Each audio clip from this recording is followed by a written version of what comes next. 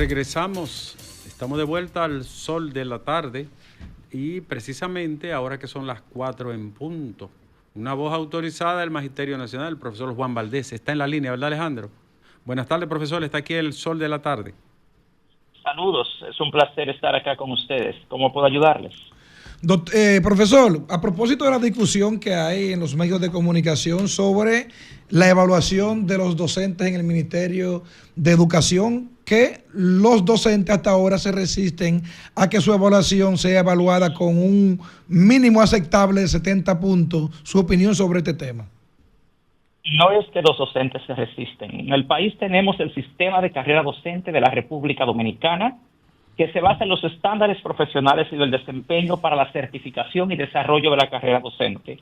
A través de la resolución 29-2014, se estableció la escala de calificación para la evaluación de desempeño docente, en la cual tenemos 5 niveles de desempeño de un docente. El nivel deficiente, que es el docente que no recibe ningún incentivo y debe ir a un año de capacitación para luego volver a ser evaluado, se establece a partir del incumplimiento con el porcentaje establecido en los estándares. Esto quiere decir que un docente que no supera más del 60% de cumplimiento con los indicadores de los estándares profesionales es considerado deficiente. Un docente regular está en el rango de cumplimiento con los indicadores de los estándares profesionales entre un 60 y un 69%. Un docente bueno está en el rango de un 70 a un 80% de cumplimiento con los indicadores. Un docente muy bueno está en el rango de 80 a 90% de cumplimiento. Y un docente excelente, según los estándares profesionales, está en el rango de 91 a 100. En la evaluación de desempeño docente, que se llevó a cabo en los años 2017 y 2018, el 62% de los docentes dominicanos quedó en los rangos de bueno, muy bueno y excelente. Solo un 38% estuvo por debajo del rango regular o deficiente. En este momento están las negociaciones. Profesor, ¿y usted se encuentra poco si se encuentra poco que el 40% sea deficiente? No, lo que sucede es que en el resto de los países de América Latina, usted no tiene ningún país con docentes en ese porcentaje en los rangos de bueno, muy bueno y excelente. Ahora bien, lo primero que hay que entender es, ¿qué es la evaluación de desempeño? La evaluación de desempeño docente no es un examen. La evaluación de desempeño docente es un diagnóstico que se hace en 4 dimensiones de qué es capaz de hacer un docente con los recursos y el contexto en que trabaja. El desempeño docente no es individual. El desempeño docente es contextual. El currículo dominicano se basa en el paradigma del constructivismo social, que a lo que apuesta no es a la transmisión individual de conocimientos de lo que sabe un docente a un estudiante, sino a la construcción social del aprendizaje. ¿Qué quiere decir todo esto? Que el aprendizaje de los niños y el desempeño del docente está regulado por 11 estándares y 4 dimensiones que dependen 100% del contexto socio. Profesor, ¿y por qué entonces, escúchame un momentico, ¿y por qué entonces el niño tiene que sacar 70 para pasar y un docente puede sacar 60? Porque la evaluación de desempeño docente no se pasa ni se reprueba. El niño toma una prueba en base a conocimientos y destrezas. El docente lo que toma es un diagnóstico de sus fortalezas y sus necesidades. Y no es lo mismo, porque al final es lo mismo como quiera, profesor. No, en desarrollo profesional no. Una cosa es la formación y educación de un estudiante y un niño, y otra cosa es el desarrollo profesional del docente. Si usted lee las teorías de desarrollo profesional, sobre todo en el área de educación, todas son de carácter sociocultural y socioformativo, no de carácter cognitivo. Esa escuela donde lo que primaba era el dominio del conocimiento, aquí fue descartada en el diseño curricular de 1995. Y nosotros, desde el primer plan decenal, estamos en una transición hacia la escuela constructivista social. Eso todo lo que quiere decir, para hacerle bien sintético, es que primero, la evaluación de desempeño docente no es un examen. La evaluación de desempeño docente es un diagnóstico de necesidades formativas y de fortalezas y debilidades de un docente. El desempeño de un docente, que es lo que se está trabajando, no es un tema de las destrezas únicas del docente, sino del contexto. Pero ¿por qué entonces la ADP está en contra de que se haga la evaluación docente? No, usted, perdóneme, está totalmente equivocado. Porque eso, así que lo entiende todo el mundo, tiene que aclarar eso entonces. Porque tenemos un ministro saliente con una compulsión patológica a mentir, que ha ido a los medios de comunicación y ha dicho una serie de cosas que son totalmente falsas. Yo les insto, yo fui el coordinador técnico de la Comisión para la Evaluación de Desempeño durante 2 años en el Ministerio de Educación, con todos los gremios. Ahí estamos 5 gremios de docentes, no solo la ADP, y nosotros acordamos desde el primer día que, por ejemplo, para desarrollar el sistema instrumental y la plataforma digital a través de la cual se evaluarían a los docentes, se haría una licitación pública. ¿Qué pasó? Que el ministro Ángel Hernández, en un acto de corrupción, violando la ley de compras y contrataciones públicas, escúchenme por favor, porque el ministro ha distraído la atención del pueblo enfocándose en un problema que no existe. Aunque hoy en día estamos discutiendo con el ministro la escala de calificación y estamos dispuestos a revisarla y estamos dispuestos a llegar a acuerdos basados en criterios y fundamentos científicos, no en caprichos políticos ni del momento, nosotros tenemos que aclararle a todo el país lo siguiente. La Comisión Nacional para la Evaluación de Desempeño se conformó el 22 de septiembre del año 2022 y desde el primer día yo, como coordinador del Observatorio Educativo, estuve en esa comisión durante más de 2 años. Ahí estuvo una serie de instituciones, entre las que está una empresa que se llama Organización de Estados Iberoamericanos, OEI, quien fue parte de la comisión oficial durante 2 años. A última instancia, el ministerio, a espaldas de la comisión y engañando a todos los gremios, le dio un contrato por 500.700.000 pesos a la Organización de Estados Iberoamericanos. Esa empresa se llama OEI. ¿Pero grado a grado o bajo concurso? De grado a grado. ¿Cómo? Contratación directa, sin licitación. Y los gremios nos opusimos y sometimos a la justicia al ministro Ángel Hernández y al Ministerio de Educación. ¿Qué quedó eso? Ahí el presidente de la República intervino y por orden del presidente de la República se canceló el contrato. Por eso fue en diciembre, hace menos de 2 meses. Entonces ahora, como tuvieron que cancelar el contrato ilegal, el ministro llevó el tema a otro aspecto, que es el de la calificación, para distraer la atención del problema central, y es cómo se va a contratar la institución que va a desarrollar el sistema instrumental. Son 8 instrumentos para evaluar a un profesor. Están los profesores, están los directores, están los padres, están los estudiantes, están los coordinadores, los bibliotecarios. Es un sistema de desarrollo profesional muy bien diseñado el que tenemos en este país. Lo que sucede es que aquí tenemos autoridades incompetentes y deshonestas que no han cumplido con su deber ni con las leyes. Sin embargo, insisto en lo siguiente.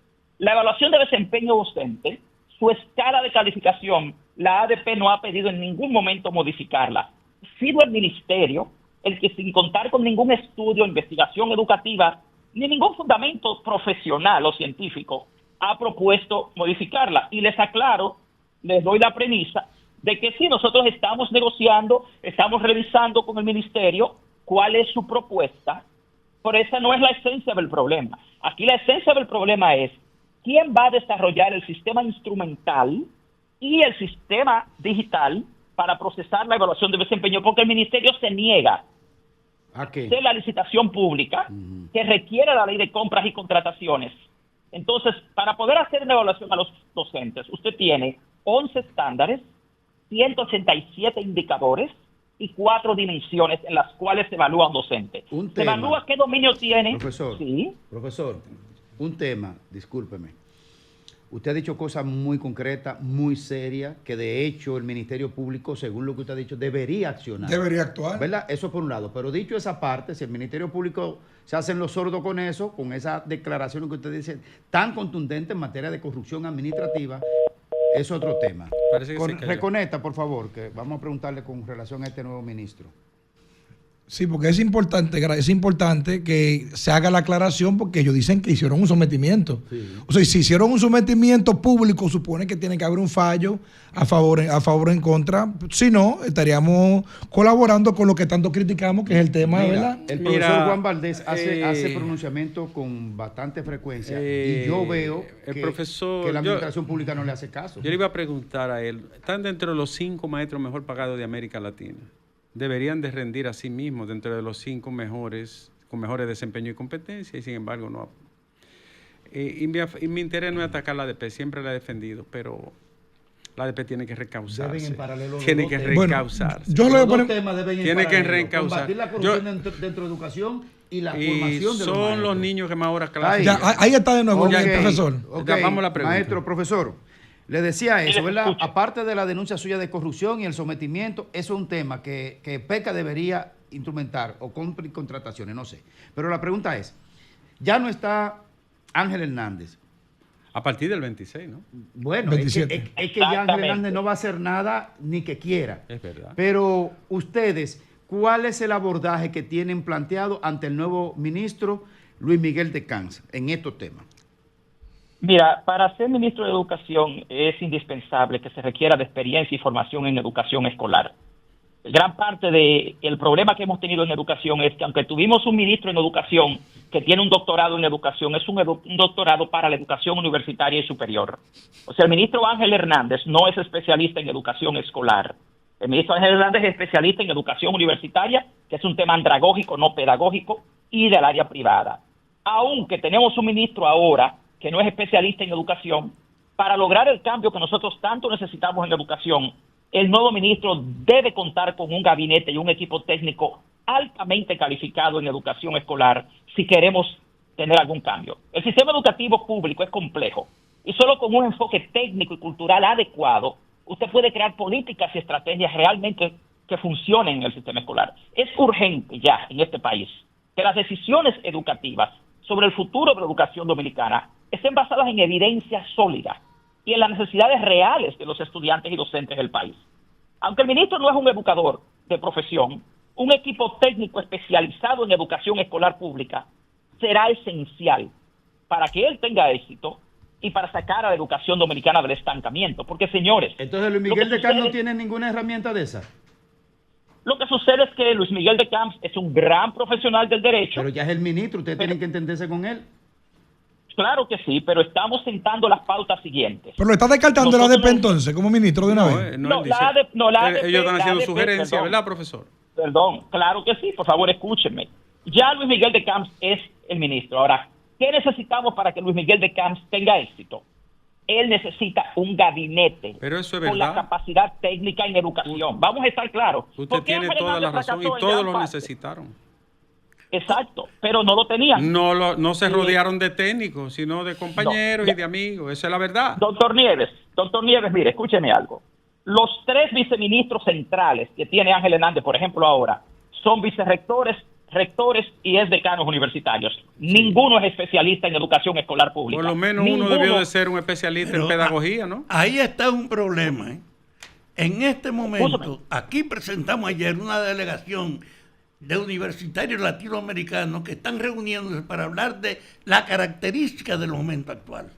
La educación está marcada por el peso de la tradición y del pasado. No. Tenemos un atraso en eso, en un equipo que forme a los alumnos con mira a las características de este tiempo. Profesor. Y no se ha planteado eso, mire, pero eso ya nosotros, está en el juego de todo lo que se trata en educación. Nosotros tuvimos a un abogado, Amarante, tuvimos a un arquitecto, Navarro, tuvimos a un contador, Peña Mirabal, y aunque hemos tenido recientemente un doctor en educación, no es especialista en educación escolar.